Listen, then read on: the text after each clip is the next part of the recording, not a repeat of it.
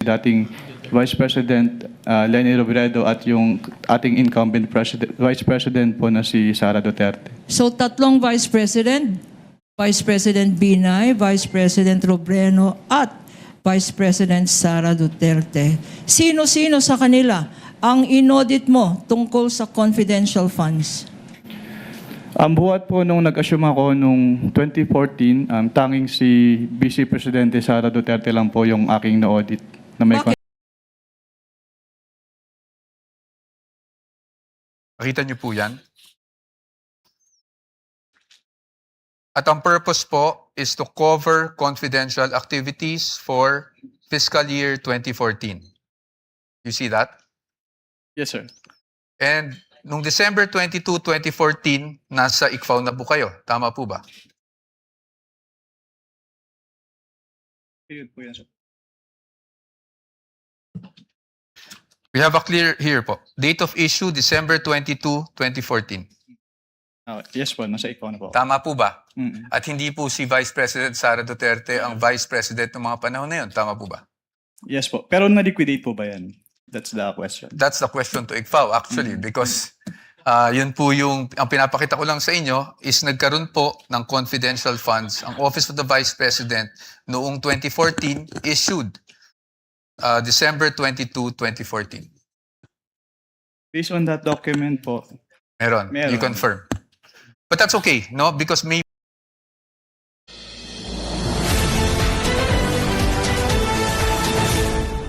Ayan na mga kababayan, itong COA auditor ay lumubog sa kasinungalingan at lumutang ang katotohanan na si Vice President ay walang kasalanan mga kababayan. Si Vice President lang ang magbukod tangi sa kanilang inaudit. Yung pala, mayroon din po palang confidential fund noong panahon ni dating Vice President Binay.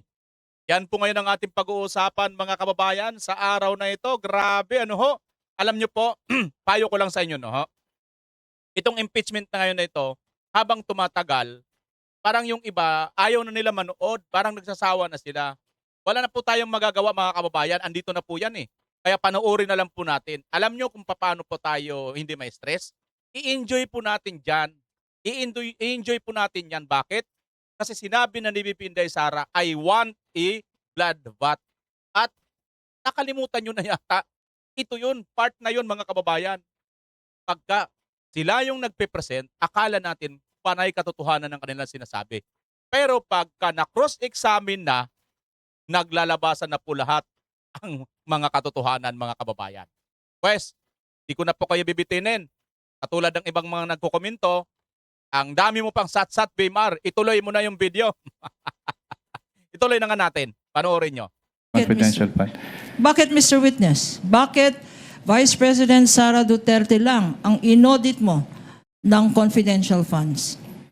Dahil po, since nung nag-assume po ako ng 2014 sa ICFAO, wala pong naging appropriation for confidential funds si dating Vice President Binay at si dating Vice President Robredo. Tanging si Vice President Sara Duterte lang po yung nagkaroon ng appropriation for the confidential funds. Ayan ha, maliwanag mga kababayan. Yan po yung kahapon sinabi niya.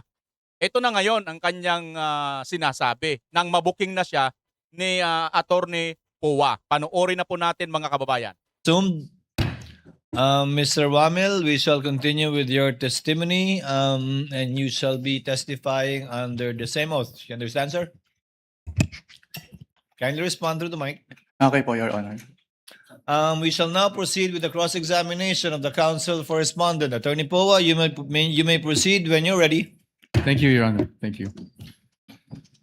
Mr. Wamil, good afternoon po, sir. Good afternoon po, sir. Sa pagkaalala ko po, nabanggit niyo po that you were formerly with ICFAO as a state auditor. Tama po ba? Yes, sir. And you are a certified public accountant. Tama po ba? Yes, sir. You're also a lawyer, correct? Yes, sir. Yan na, You oh. passed the bar in 2022. 2023 po. 2023. Okay, I stand corrected. And Mr. Wamil, you also testified yesterday. So hindi pa pala sa lawyer nung panahon nung 2014. So 2023 lang siya naging lawyer, mga kababayan. Okay, tuloy natin. During your direct examination. that you were part of the team that audited the OVP and DepEd confidential funds. Is that correct? Hindi po team kasi ako lang po yung nag-evaluate ng documents. Ikaw mismo, basically nag-evaluate ng documents. Tama po ba? Yes po, sir. Okay, just so maintindihan lang namin how ICFAO conducts its audit. Yung mga auditors po ba, do they go to the field and observe itong mga confidential operations in person or? Since what we do po is compliance audit, we base our audit on the documents being submitted to the ICFAO. Okay. And do you get special training as auditors pagdating sa how confidential or intelligence operations are conducted? We base po our observations on the provisions naman po ng Joint Circular 2015-01. Okay. So, basically what you're saying is you base your audit on the documents submitted to you, not just by DepEd or OVP, but by any other government agency. Ganyan sa ICFAO. Based on the documents if they are compliant with the requirements of the Joint Circular 2015-01. Correct. Thank you. So, pagdating po dun sa mga dokumento Yan na. na natatanggap nyo from OVP and DepEd, binabasa nyo po to isa-isa, no? Lahat ng attachments. Hindi po ako yung nag-receive noon. Meron po kaming receiving staff po. Pero kayo po, in your evaluation, do you go through the documents one by one? Yes po. I evaluate po if they are compliant with the requirements of the Joint Circular. Okay. Now, when you evaluated these documents, nakita niyo po ba doon kung sino ang nag-approve ng grant ng confidential funds for OVP for the fourth quarter of 2022? Nakita ko po dun sa disbursement voucher po na si Asek Limuel G. Ortonio po. No, I mean the grant. Kasi wala po sa GAA yung OVP confidential funds for 2022 eh. So nakita niyo po ba kung sino ang nag-approve ng grant para sa fourth quarter 2022 confidential funds? Based on the documents submitted, si Office of the President po yung nag-approve. That's correct. Opo, Office of the President. Pagdating naman po sa OVP 2023 confidential funds, yun po ay nasa General Appropriations Act. Do you confirm that? Yes po.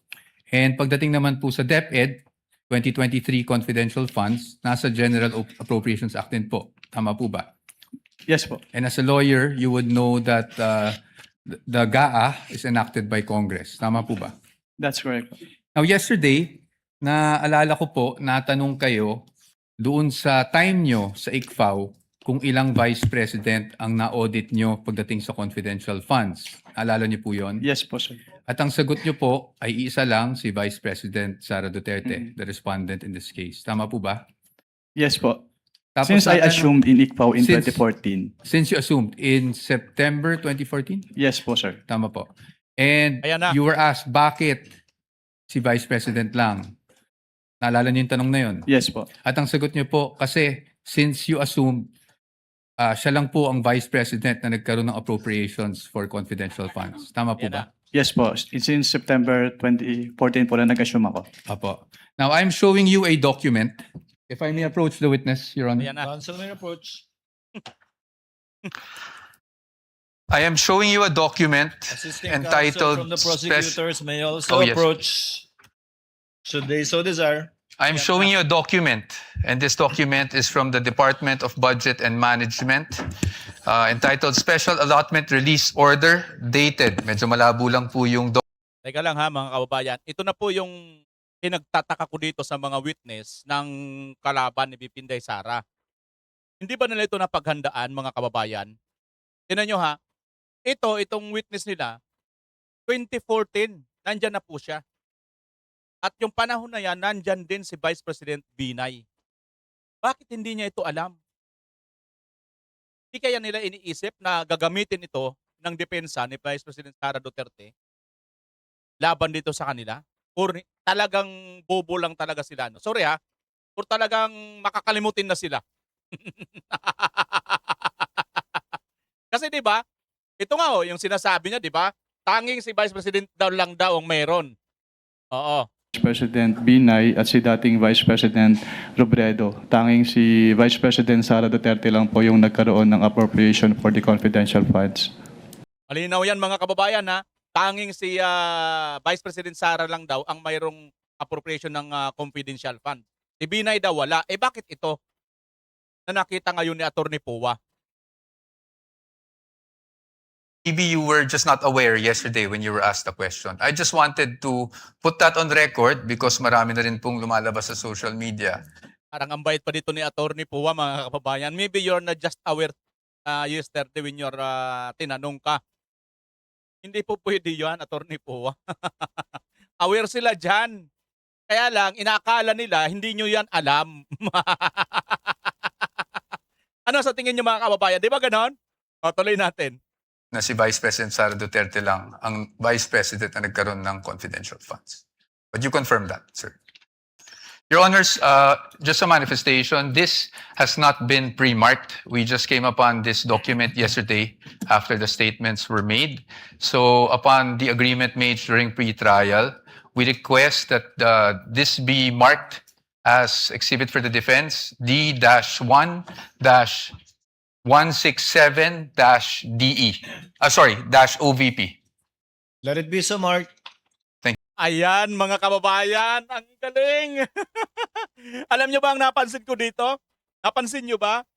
Ito pala ay lumabas lang or kaya lang, naghanap lang sila ng ganitong dokumento kahapon lang din after nung sinabi nito na tanging si BP Sara lang. Nagkalkal sila. So talagang hindi nga rin nito alam, no? O sabi niya dito, panoorin natin uli.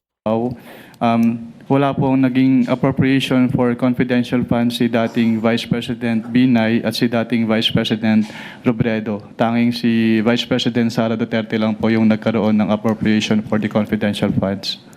Ayan ha, maliwanag mga kababayan na tanging si Vice President Sara lang daw ang mayroon. Pero, nang sinabi niya yung kahapon, ito ngayon, nag-research din sila, Attorney Pua. Mayroon nga ba o wala? Ito, may nakita mga kababayan. Kaya pamarkahan ngayon yan. Paktay ka diha. Ibig sabihin,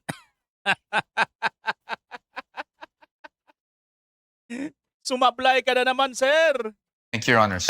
Provisional only, Your Honor. Yes, of course. Lutang yung mga kasinungalingan, di ba? Kasi una nilang pinalabas, talagang ang sama, no? Biruin mo, si Vice President Sara lang pala ang mayroong confidential fund. Di ba mga kababayan? Ganun ang tunog, no? Or subject to the objections of the prosecution when the time is Of course, at appropriate. the proper time. Thank you, Your Honor. And we will provide the prosecution with a copy as well. Kindly do that after, perhaps later on, after the trial, or now too, so that it can be made a subject matter of redirect. Should the counsel for the panel of prosecutors Medyo so malabo. desire. I can give you just a photo. We would like to manifest that this is just a printout, Your Honor, and a photocopy that we retrieved from the Office of the Vice President. Noted. Okay. Ito, bibigyan ba natin to? Okay. Okay. Anyway, Mr. Witness, nung pinag-aaralan ko yung nature ng confidential funds, may mga issuances akong nakita aside from yung JC 2015-01 na parating yung nami-mention kahapon and today. And that is COA Circular 92-985. Yun po ba ay familiar sa inyo? Can you repeat? I can give you a copy. Your Honor, I am giving the witness a copy of a document entitled Commission on Audit Circular Number 92-385 dated October 21, 1992. For the reference of the court, this was marked as Exhibit D-1-155. Naalala po ba ninyo yung document na yan or familiar po ba kayo sa document na yan? Witness is perusing the document, Your Honors. Noted. If assisting counsel would like to also from the prosecution.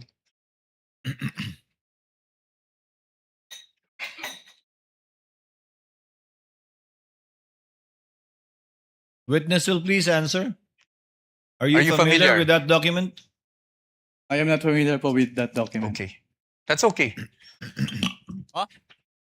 Meron lang po ditong whereas clauses. I won't ask you about the entire document anyway. Meron lang po ditong whereas clauses on the first page. Can you see that, Mr. Witness? Whereas clauses. I would just want you to read the fourth whereas clause. Ito pa. Ma'am, you want to come here so you'd have a better view? Just the fourth whereas clause. Can you please read that out loud for the record? Attorney Capunan, it's also flashed on the screen. Para mahirap. Whereas these intelligence and confidential activities by their very nature are highly sensitive and confidential operations or missions, the details of which cannot be divulged without posing a threat to national security or to the success of the mission. Can you please read the next whereas as well? Thank you. Whereas, as now being required, the submission of receipts, bills, or commercial invoices in support of disbursements from this fund or rental or of safe houses, purchase of meals or supplies, and other expenses might create a leak of information that may threaten the confidentiality of the intelligence operations, endanger the lives and the safety of the agents and employees of the government agencies, and result to a failure of the mission. And just the next two whereas clauses na lang po para hindi na po tayo humaba. Whereas in many instances, it is impractical and sometimes impossible to obtain such receipts, bills, or commercial invoices during intelligence operations.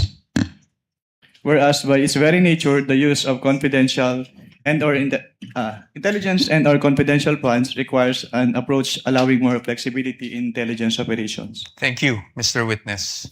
Manifestation, Your Honor. First of all, this exhibit presented by counsel for the respondent is dated October 1, 1992, Your Honor. Whereas the joint circular cited as basis by this witness, Your Honor, is dated 2015, Your Honor. There is no indication here.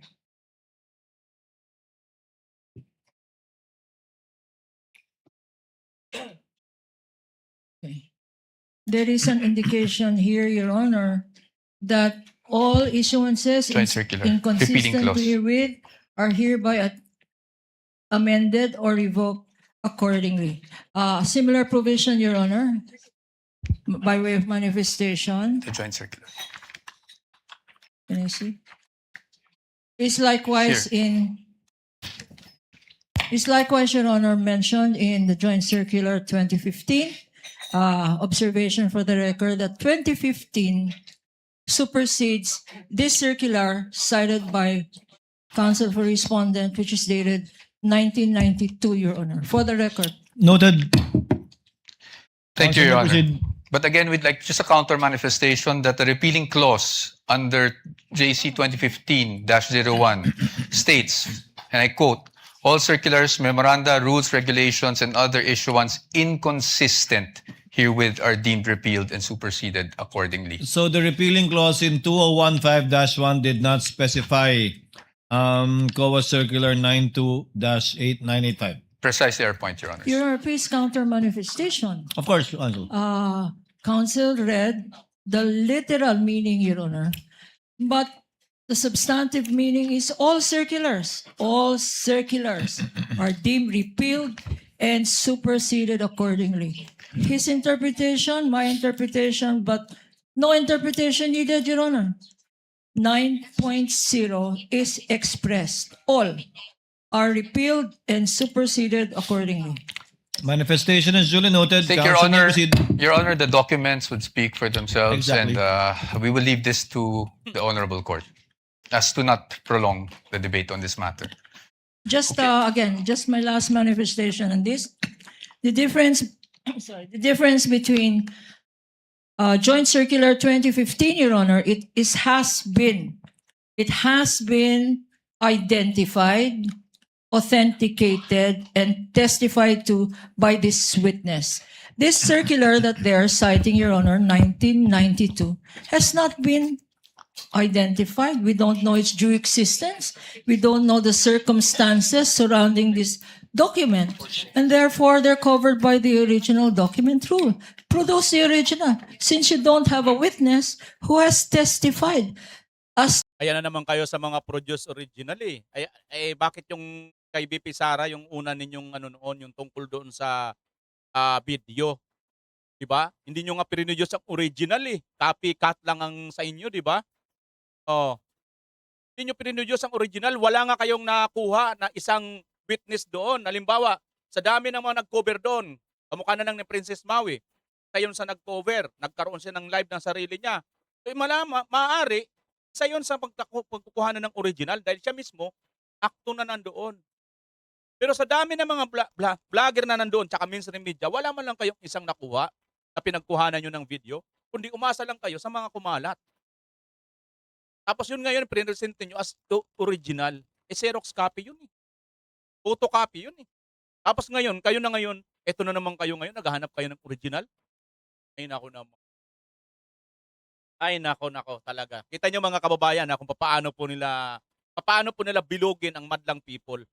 To its existence, due execution, and least of all, its contents, Your Honor. And we are stating that this should be clearly in the records of this proceedings, Your Honor. Ay buko. Noted without prejudice to respondent presenting during their evidence in chief the original copy of the document and someone testifying thereto. We submit, Your Honor. Please proceed, counsel. Now, dun base po sa binasa nyo, Mr. Witness, makikita natin na mag-iba ang auditing standards or guidelines pagdating sa confidential or intelligence funds kung ikukumpara sa regular funds. Tama po yun. Well, based on the Joint Circular 2015-01, magkaiba po yung treatment between confidential fund and intelligence fund. Opo. At base rin po doon, sa binasa nyo, ang kadalasan nangyayari pag resibo o invoices ay maaring maging impractical kung yun ang i-require. Tama po ba? Under the Joint Circular po kasi, the auditors may require the Your Honor, that's not responsive. I was just asking him to confirm what he read. Kindly answer the question, witness. Just on the circular that you read. Circular 92-3. Can you repeat the question po, sir? Ayon po doon, yung regular requirement na paghihingi ng mga resibo, acknowledgement receipts, may be impractical pagdating po sa confidential operation. Can we ask counsel, Your Honor, to show that particular Yes, Your provision that he is citing in respect of the circular? Kindly do so, counsel.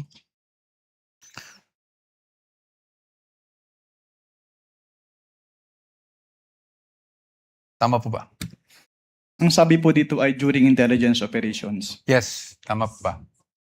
As stated po dito, during intelligence operations. Okay. Thank you. Well, I'll accept that answer, Your Honor.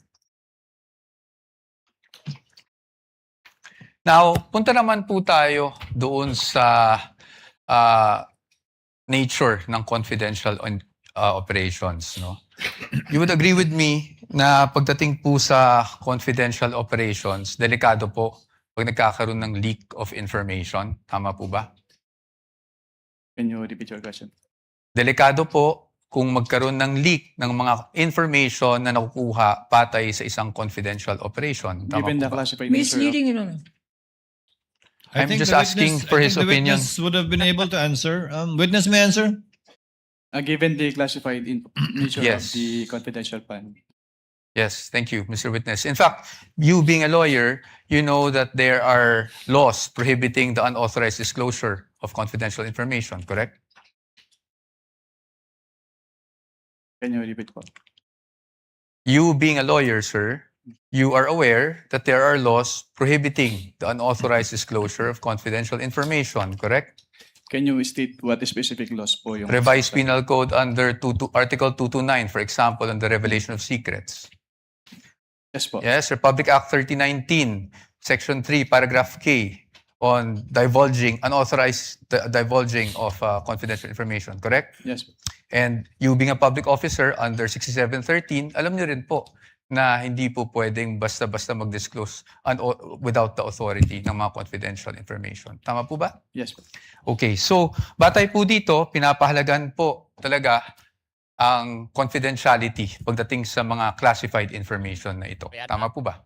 You would agree with me? Yes po. Yes. Now let's go to the joint circular that we have been mentioning since yesterday. No, ito pong joint circular number 2015-01. And I'm referring to the circular with which we have pre-marked as D-1-136 for the defense, Your Honors. And I think we will be flashing that on the screen as well. Ito naman po yung pag-usapan natin. I just wanted you, Mr. Witness, to give us the definition of confidential funds. Diyan po sa circular na yan under, I think it's page 2, item 3.7. Can you please read it for the record? Under 3.7, confidential fund refers to the lump sum amount provided as such in the GAA for NGAs, in appropriation ordinances for LGUs, and in the COBs for GOCCs for their confidential expenses. Salamat po, Mr. Witness. At pagdating po, nabasa niyo po yung word na lump sum. Ibig po sabihin nito, buong halaga? Buong amount? As opposed to having line items for expense? Tama po ba? Lump sum. Yes Lump po. sum. Opo. At based on your experience, pag ang pinag-uusapan po natin ay confidential funds, pagdating po sa pag-disburse nito, cash po ba ito? In the form of cash? What expense are you pertaining? Confidential funds in general. Cash po ba ito? Wala pong specific provision kung anong type po ng yung ibabayad. Okay. But item 6 provides for the guidelines on cash advances, correct?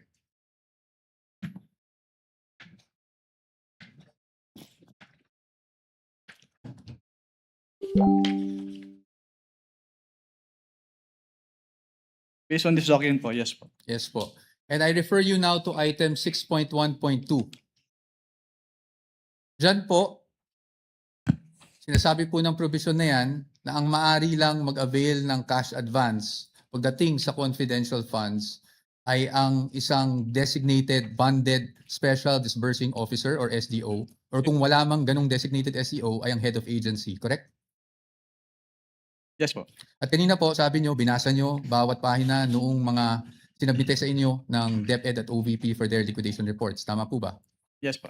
At you would be aware na ang STO po para po sa OVP ay si Ms. Gina Acosta. Tama po ba?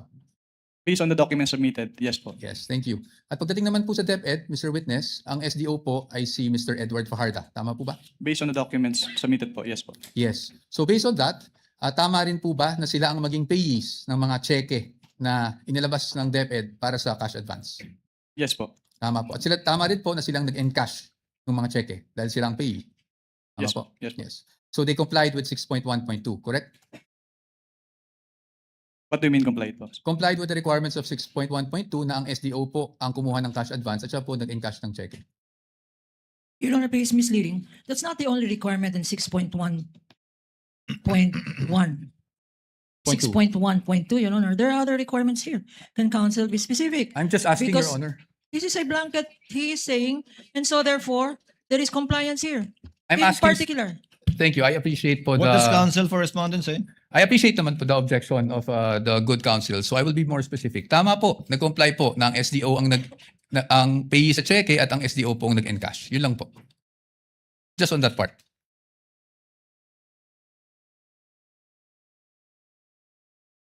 Based on the documents, si SDO yung yung payee ng cheque and yung nag-encash nung Okay. Thank you po. Now I'll refer you to item 6.1.5 of the joint circular. Can you please read just the first sentence of that provision? cash advances shall be limited to the requirements for 3 months. Thank you, Mr. Witness. So tama po bang pagkakaintindi ko na para sa cash advance at any one time, ang maximum na pwede mo lang ma-cash advance ay yung requirements mo para sa 3 buwan ng confidential operations. Tama Based po on ba? this provision po, yes. Tama po. At 3 buwan po is equivalent to 1/4 of a year. Tama po ba? Yes po. Okay. Now, base po dyan sa provision na yan, nakasulat na ang maximum amount ay para sa 3 buwan. Pero meron po bang provision dyan na nagbabawal na gamitin ito in perhaps 60 days? Wala po. Meron po bang nagbabawal na gamitin ito in 11 days? Wala din po. Kaya hindi po namin sinama sa findings namin yung 11 days na disbursement. It's just a statement of fact po on the AUM. Thank you for confirming that, Mr. Witness. Familiar po kayo bilang isang CPA sa accrual method of accounting? Yes po. Can you just, in simple terms, because I'm not even a CPA, just give us a glimpse kung ano ibig sabihin. Ano ba ang accrual method of accounting? Kapag sinabing accrual method of accounting, yung expenses ay nire-record upon incurrence, not upon payment. Opo. Okay. So, dito po ba, pwede po ba yung parang I'm just a simple-minded person? Parang buy now, pay later, ganun. That wala po yan sa joint circular, so I am not authorized to It's okay. answer that question. I will leave it at that. Punta na lang po tayo sa liquidation. Sa liquidation po, under the joint circular, that's under 6.2.2, correct? Under 6.2.2, if I may just refer you to that provision, dapat po maliquidate o magsumite ng liquidation report ang isang agency na may confidential intelligence funds within 30 days after the close of a quarter. Tama po ba?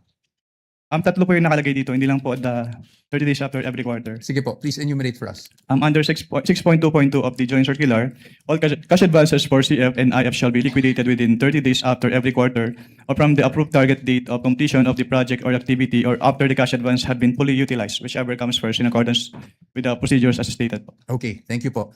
Ngayon po, papakita ko po sa inyo yung liquidation report na isinumite ng OVP for their fourth quarter confidential funds 2022. Maybe this time we could just ask our assisting counsel, Your Honor, to hand the document. Assistant counsel for the other side may also approach. Maaari niyo po bang matukoy kung anong date po na-receive ng COA ICFAO itong liquidation report ng OVP? Yan na. Based on the transmittal letter po, January 17, 2023. January May we know, 17. Your Honor, for our understanding, what exhibit number? Sorry. Counsel Thank you for referring to. reminding me, Your Honor. You're welcome. This is Exhibit D-1-4-OVP. Yan This na. is the prosecution's P-1-11-A. No, I'm sorry. What? I'm sorry, what is it? Sorry, D-1 D-1-1. Sorry, Your Honor. dash 1. I was just corrected. Counsel, Your may Honor, proceed. for the record, this is not a common exhibit, Your Honor. Duly noted. Now, base po sa date na nabasa nyo, compliant po ba na within the 30-day period ay nakapagsumite sila? Yung act lang po ng pag-submission, na pag-submit rather, ng liquidation report. Based on this token po, yes po. Yes po. And kung mapapansin nyo po, doon po sa transmittal, meron pong isang checklist. Tama po ba? Yes, sir. And I will refer you now to item 6.2.2.3 of the joint circular. Ayon po sa 6.2.3 ng nasabing joint circular 2015-01, ang gagawin po ng receiving officer ng COA ICFAO ay titingnan po yung checklist, tapos susuriin po yung mga dokumentong isinumite ng ahensya, yung mga attachments, kung pasok siya doon sa checklist of supporting documents na kinakailangan. Tama po ba? Can you repeat your question po? Ayon po sa 6.2.2.3, ang receiving officer ng COA ICFAO ay titingnan yung checklist and then titingnan din, susuriin yung mga naka-attach na dokumento kung compliant siya dun sa checklist. Tama po ba? Yes po, based on the joint circular. Based on that same provision, kung yun po ay kompleto, tatanggapin po ng COA ICFAO. Tama po ba? Yes po. At pag hindi po kompleto o meaning kulang po yung mga attached documents, yun po ay dapat ibalik ng COA ICFAO sa ahensya at hindi muna tatanggapin. Tama po ba? Yes po. Based And on in- this provision po. Opo. And in this case, because of the receiving stamp, would you say na tinanggap po ng ICFAO ang submission ng OVP? As stamp po nung ICFAO, yes po. Okay. Thank you, Mr. Witness. Now, basing on this document na natanggap ng COA ICFAO on January 17, 2023, ang kanilang liquidation report, meaning the OVP for the fourth quarter 2022 confidential funds, it took more or less 8 months for COA to issue its official finding. Tama po ba? Yes po. I am showing you a copy of the AOMs that you issued and that were also presented yesterday. May we know the exhibit number, sir? Yes, Your Honor. I will get to that. Ready mo na yung mga next documents. Are you showing the one for the OVP or the DepEd? OVP, Your Honor. OVP, that would be... This is D-1-103-OVP, Your Honor, for the first AOM issued on September 14, 2023. That's the counterpart of P-1-12-A.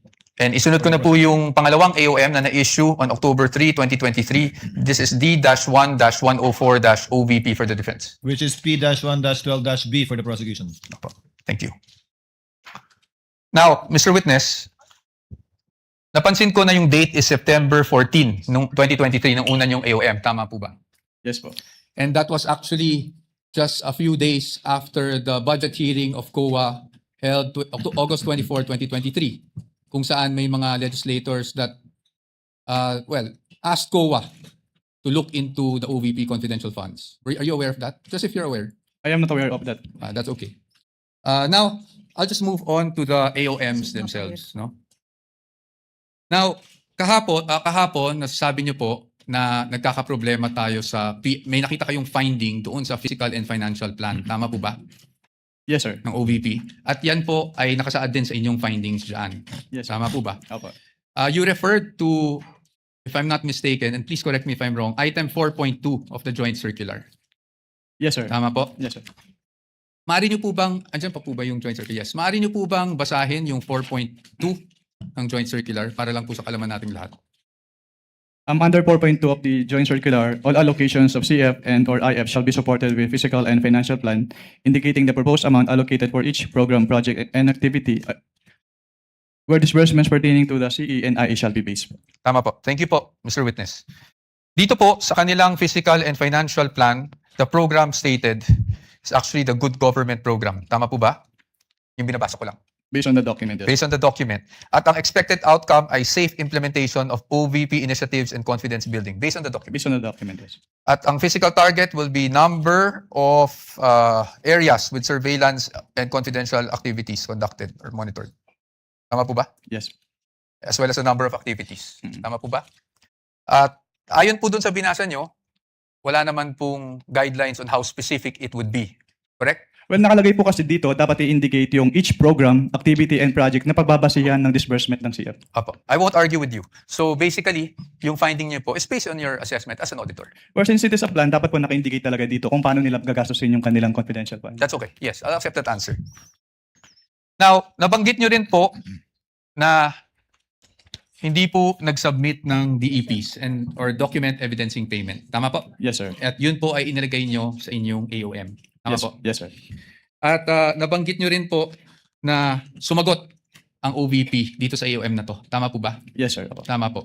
At pagdating po doon sa sunod na step, which is the notice of suspension, tama po ba? Yes, sir. Would you agree with me Section. na hindi na po na-carry over yung issue doon sa fiscal and financial plan? Yes, sir. Yes. So ibig sabihin, tinanggap nyo po yung explanation. Well, ang purpose po kasi namin kung bakit namin ni-require yung specific confidential activities dun sa PFP is para makita kung paano gagastusin noong OBP yung kanilang confidential fund. Pero since nilagay naman na po nila doon sa kanilang revised accomplishment report yung specific confidential activities and even submitted the documentary evidence of payment. So, hindi na po namin hinanap ulit yung fiscal and financial plan. Okay. Salamat po. Thank you for that answer. Ngayon po, kasi kanina, kahapon actually, not kanina, sinasabi nyo walang sinubmit. Ang ibig nyo lang pong sabihin sa walang sinubmit is at the time na bago kayo mag-issue ng AOM. Tama po ba? Walang sinamit po na ano. Walang sinubmit na DEPs, for example. Yes po, kasi sinamit po nila yung DEPs after we issued both AOMs po. Opo, thank you po. Ngayon, punta naman po tayo doon sa notice of suspension. Nandun pa po kayo di ba, ng notice of suspension? Yes, sir. And you suspended in audit the amount of 125 million. We are showing him a copy of the notice of suspension, Your Honor. This is Exhibit D-1-107-OVP for the reference of the Honorable Court. NP-1-13-A on the part of the prosecution. Okay.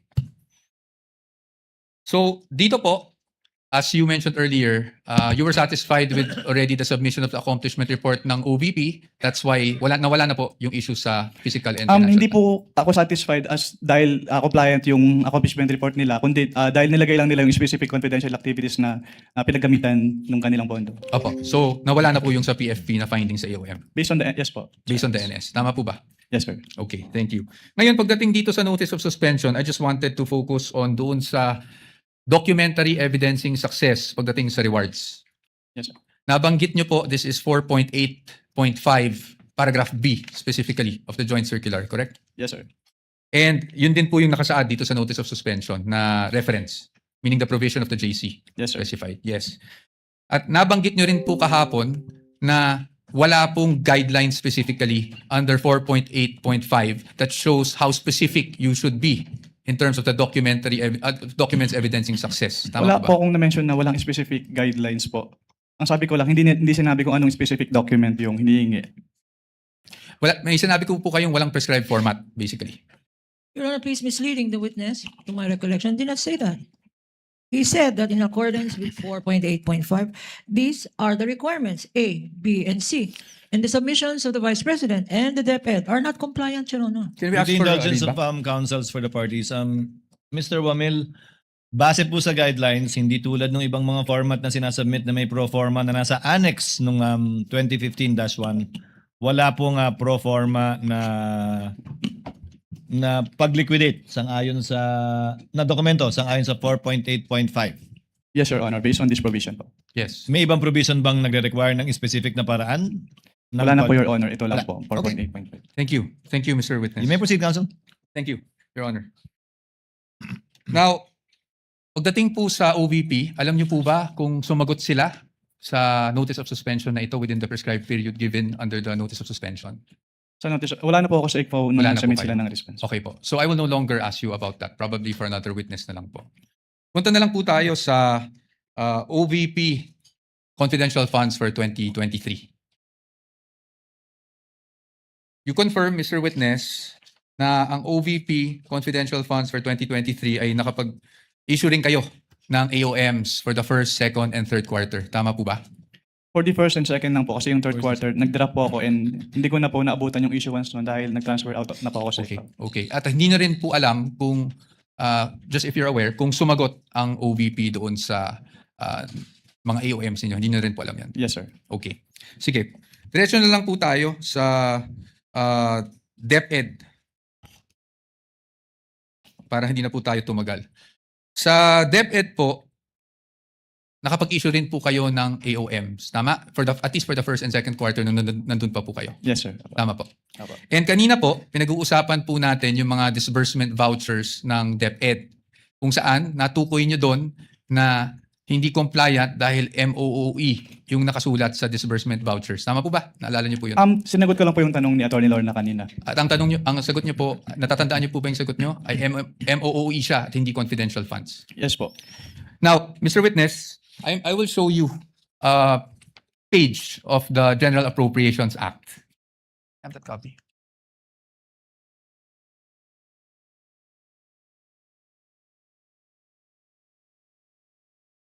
And for reference, Your Honors, this is Exhibit D-1-14-DE, Your Honors. And D-1-42-DE for the defense.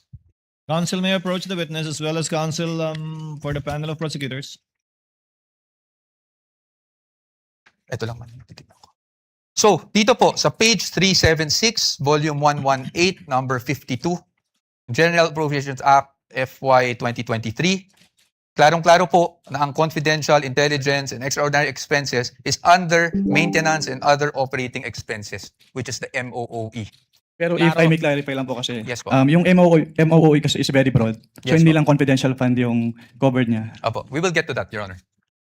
DV. Saan nakasulat? Thank you.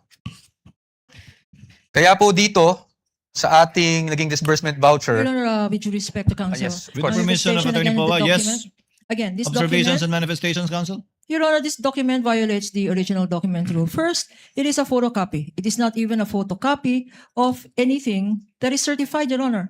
Although, Ayan ka na naman si photocopy. Kayo nga, naunang gumamit ng photocopy, di ba? Original na nga yung photocopy ninyo eh.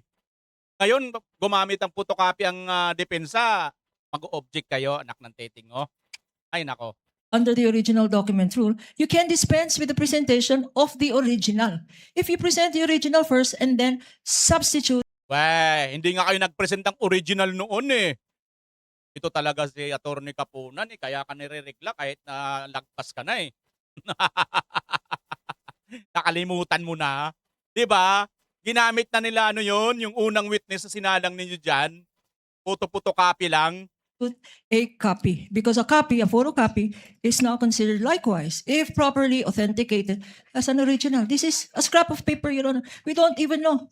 General Appropriations Act of who? Of which administration?